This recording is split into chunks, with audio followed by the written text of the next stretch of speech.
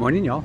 Rob the American here, and welcome to Tales of Manchester and Watches. All right, y'all, I'm walking to Manchester Piccadilly train station because we're heading back to London. And that's because we have been invited to a party at the Time and Tide Discovery Studios for a brand called Anoma, A-N-O-M-A.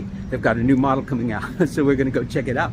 And since I was going to be in London this evening, I thought I'd go in early, and you know why that is. So we're going to go prowling for watches all day and then go to the party tonight. So I hope you'll stick around. We're right across the street from Harrods. It's a beautiful day, blue skies in London. We're going to go over to Harrods, see our watch pals, and see what kind of cool watches we can scrounge up.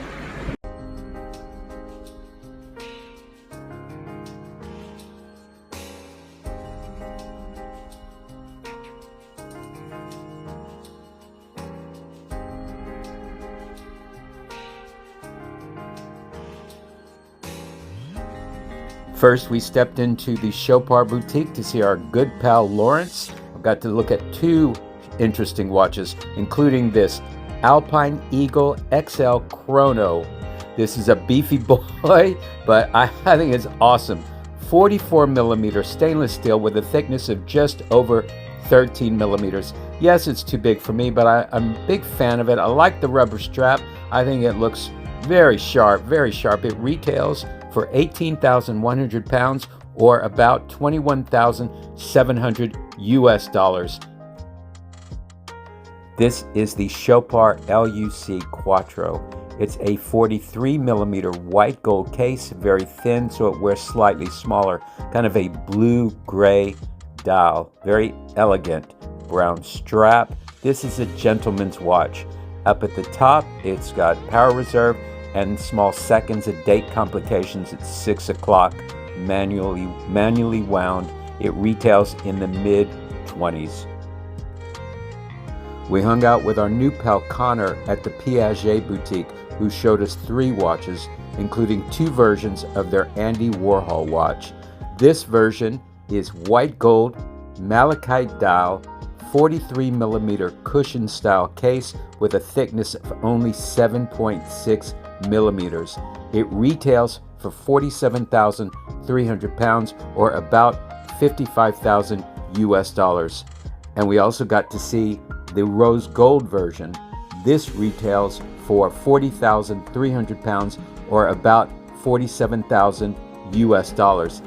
And to me, if you're looking for a squarish watch, these are way more appealing than the new Patek Philippe Cubitus collection. This is the watch that made this trip complete. This is the Piaget Polo 79, 38 millimeter case, thickness of 7.5 millimeter, all yellow gold case and bracelet.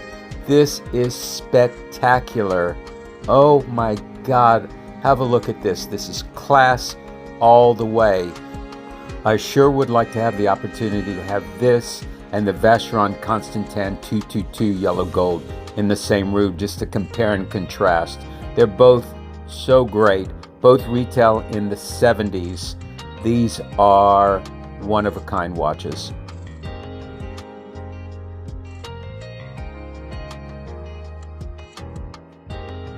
And we shifted gears a bit to have a look at this H. Moser Cie Pioneer Retrograde Seconds Midnight Blue. It retails for 19,900 Swiss francs. I'm not sure how much it is in pounds or dollars, but have a look at this complication at the bottom.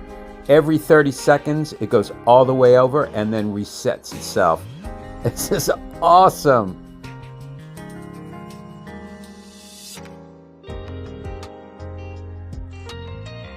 And last but certainly not least, we went to see our very good pal Jerome at the Tag Heuer boutique, who showed us something hiding in the back.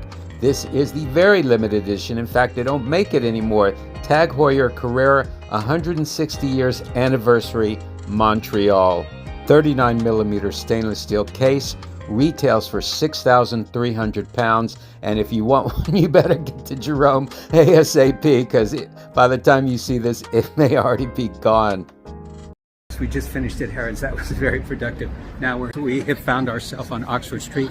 We're looking for Swatch, and then we're going to get to Bond Street.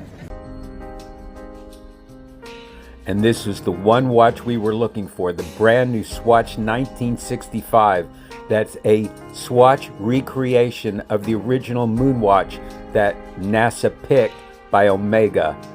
And wouldn't you know it, I went in there to see it, and they told me the last one had sold 5 minutes before I got there. They were super nice, so the search will continue.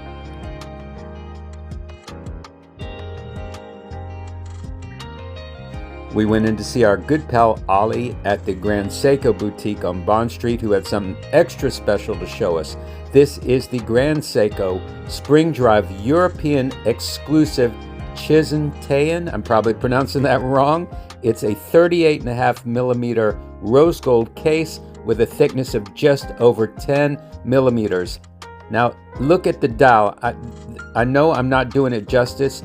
It has this navy blue kind of wave or basket weave pattern. It's spectacular, but you've got to see it in person to really appreciate it. It retails for £26,890, and it's a stunner.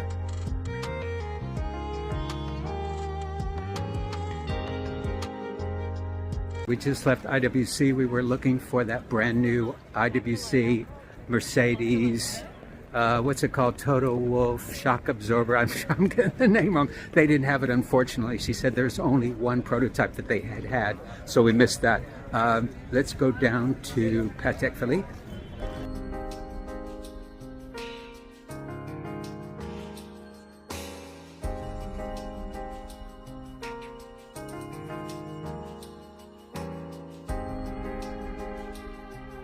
I don't think you'll ever have the opportunity to see all three of these versions of the same watch in the same room at the same time, except from with me.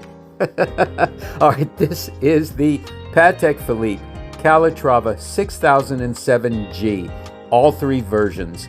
They each comes in a 40 millimeter white gold case with a thickness of 9.17 millimeters, but they do have longish lugs. They retail for £33,610 each, or $42,500 approximately. Yellow is my personal favorite. I think it's super sharp. I think these Calatravas are Patek Philippe's way of trying to appeal to younger people, all of that. The red is my second choice. Again, thin case, but longish lug, so make sure you try these on first. And if you are seriously looking for these, might I humbly suggest you get a hold of my good pal Chris at Preston's Jewelers in Wilmslow. He will take very good care of you for any of your Patek Philippe needs.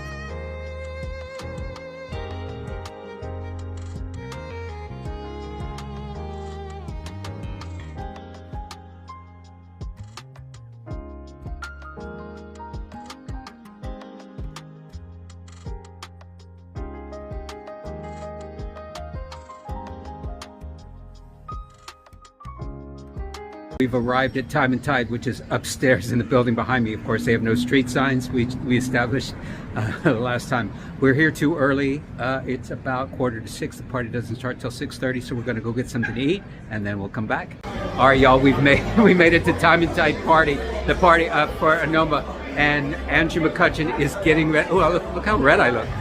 It's nighttime, and that's the lights. He's getting ready to speak. So yeah, let's tune into him. Thank you so much for joining Matteo and I for a special afternoon. What time is it? Is someone got I've got a hand wound watch that isn't wound. 7:25. When did we launch? 2 p.m. I'd like, Matteo, if you can tell me about the inspiration behind the design in general, but also give us a really good tour of the way that this watch builds on the idea of the first Anoma model, the A1. So I think firstly, if we're looking at the A1 as a whole, the idea was to try and look outside of watchmaking to find inspiration and create some almost like a form of like essential beauty. So it wasn't like I was looking outside of watchmaking just find weird shapes, things that would look bizarre, but I said, okay, where can I find things that will inspire me to create something that's different, but at the same time feels like it was always there, has like a timeless quality to it. So it's kind of almost like a combination of three key influences, I'd say. The first is a Charlotte table from the 50s. It's kind of like rounded triangular table. But I also combine that with river stones, so the kind of like softness of a pebble that is kind of like completely rounded, smooth, soft, that you want to kind of touch and feels comfortable.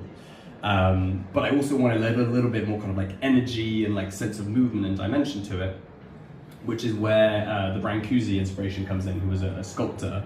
And he used to do these kind of abstracted sculptures of movement or animals or humans. And in this case, he used to compress and expand metal a lot to give a sense of movement. And that's where the kind of like tilted triangle within a triangle kind of idea came from. And from the A1 owners who are here, you get that sense when you watch on the wrist that it's in movement, in dimension. And that was the kind of core idea.